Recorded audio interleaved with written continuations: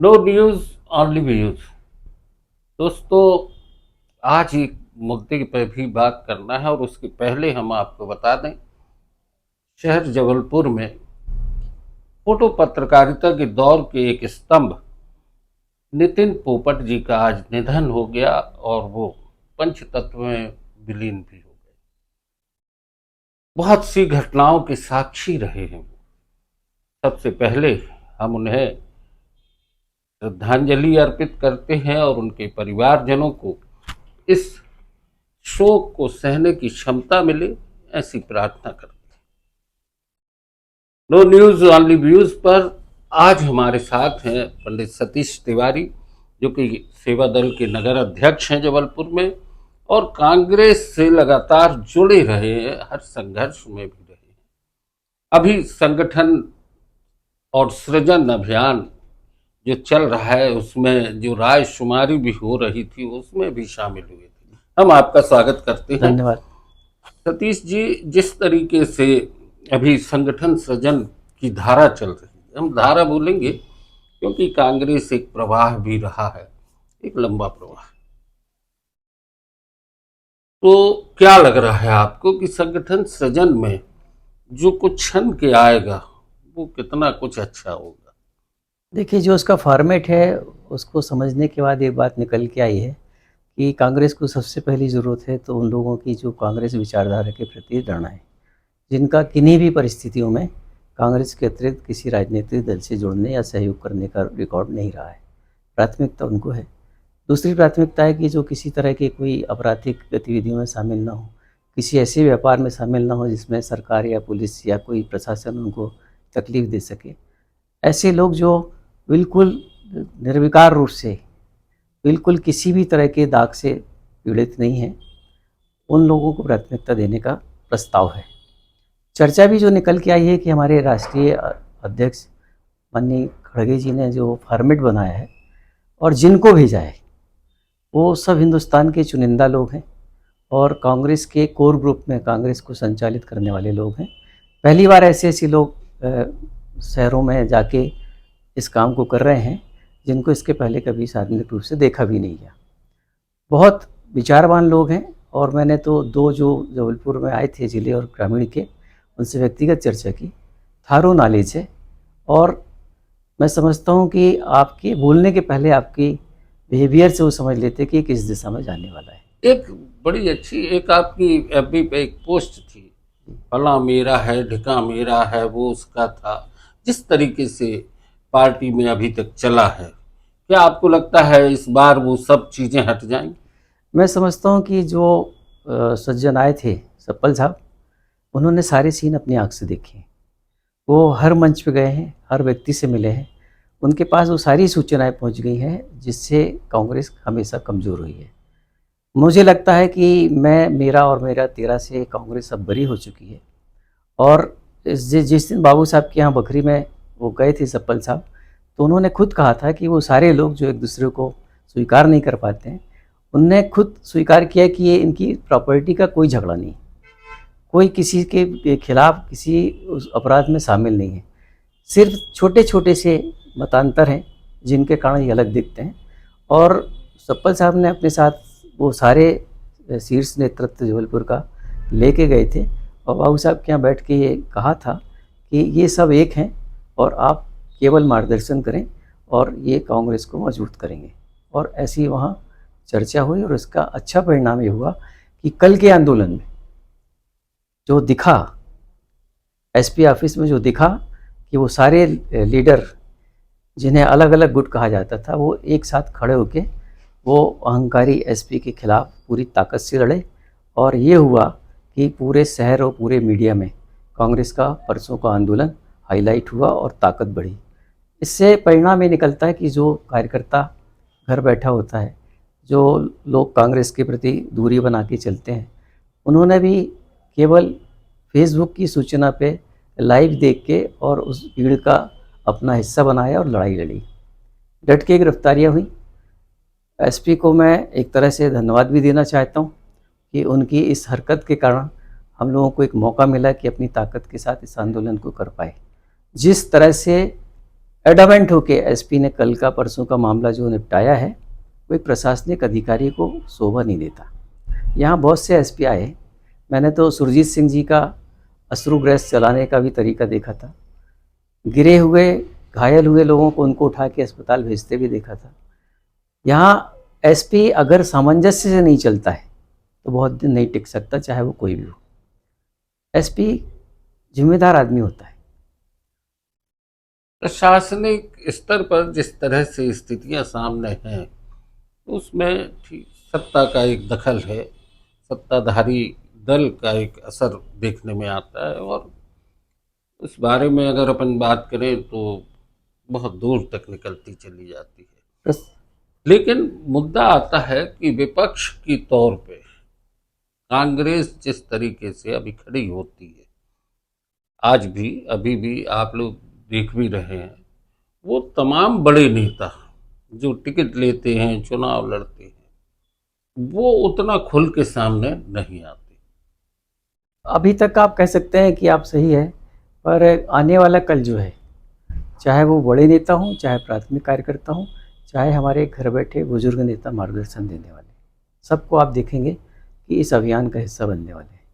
क्योंकि चयन जब हो रहा है तो इस रायशुमारी से एक बहुत अच्छी बात ये हुई है कि जिस चीज़ की कमी होती थी, एक दूसरे से चर्चा करना, छोटे कार्यकर्ता से लेकर हर कार्यकर्ता की बात सुनना, और सुन कौन रहा है ये महत्वपूर्ण बात है।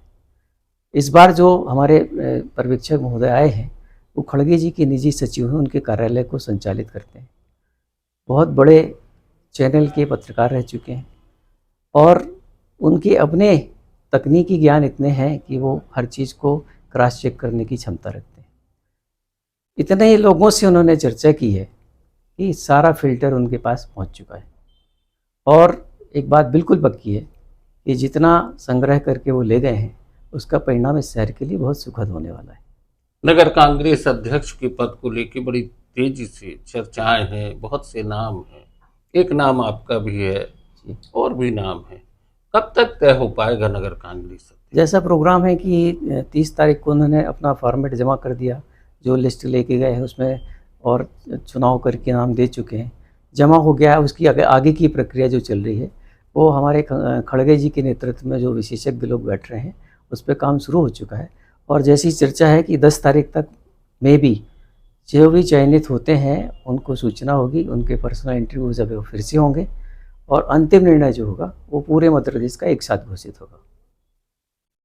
सतीश भाई, जिस तरीके से हमने लगातार अभी पिछली राजनीतिक चुनाव और तमाम उन स्थितियों में देखा है, एक पत्रकार भी हैं, अपने जबलपुर के ही हैं, राजीव उपाध्याय, उन्होंने कहा है कि फूल की महक कांग्रेस संगठन में कहीं बनी तो नहीं है।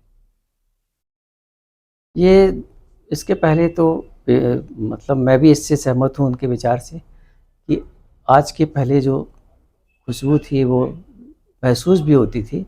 और मैं तो चूँकि पूरी तरह से जिसके साथ पंजा उसके साथ मैंने हर लड़ाई लड़ी है। चुनाव में रथ लेके चौराहे चौराहे सवेरे 6 बजे कृषि उपज मंडी से शुरू होते थे, फिर भोरताल गार्डन, पब्लिक प्लेस, चौराहे चौराहे की लाल बत्ती हमने सभाएँ की। कोई सुनने वाला है कि नहीं इसकी भी चिंता नहीं की। बहुत सारे लोगों ने इसका मजाक भी बनाया, पर मुझे कांग्रेस की पंजे की बात थी तो मैंने उस काम को हर चुनाव में किया है। एक चुनाव आप 14 का याद करें, विवेक कृष्ण तनखा जी का, मैंने उस समय के प्रत्याशी जो पुराने सांसद थे राकेश सिंह जी, उनकी बाकी कमियों को उजागर करते हुए पूरे लोकसभा के अंदर 240 होर्डिंग्स लगाई थी। उस चुनाव को लगभग मैंने हाईजैक कर लिया था। और जानकार बताते हैं कि उससे विचलित होकर बीजेपी और उसके प्रत्याशी ने कोशिश की थी कि वो होर्डिंग उतर जाएं, पर चूंकि नियमानुसार एडवांस चेक पेमेंट करके और जो नियम इसमें लगते हैं चुनाव आयोग के उसको फॉलो करते हुए हमने वो होर्डिंग लगाए थे, तो एक भी होर्डिंग नहीं उतरे थे। लड़ने का मादा जो होता है, हर व्यक्ति का अपना अपना फील्ड होता है काम करने का। कुछ लिखने में अच्छे होते हैं, कुछ पढ़ने में अच्छे होते हैं, कुछ बोलने में अच्छे होते हैं, कुछ डोर टू डोर प्रचार करने में अच्छे होते हैं।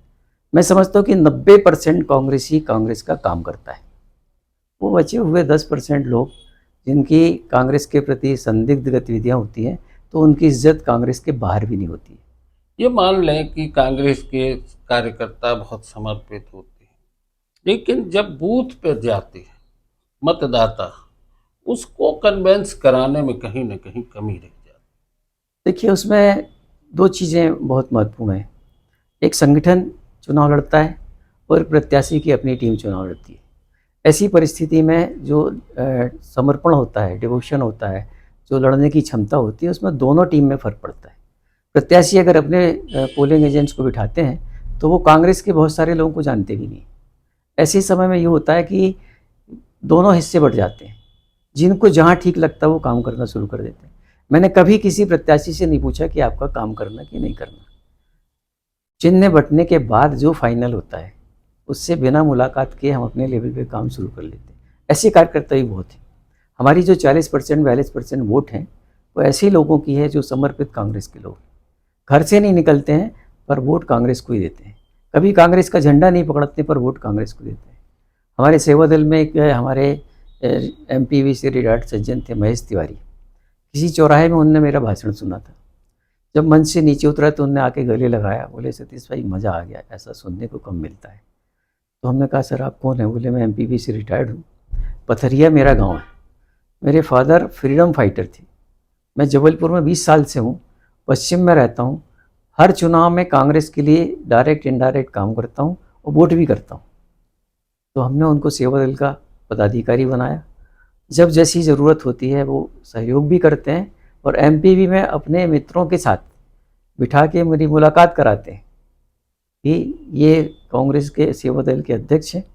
एक ऐसा नेटवर्क है ये जो खामोश रह के कांग्रेस के लिए बहुत काम करता है। कांग्रेस में एक नेटवर्क है, ये भी मान लिया, एक खामोश रह के काम करने वाले हैं।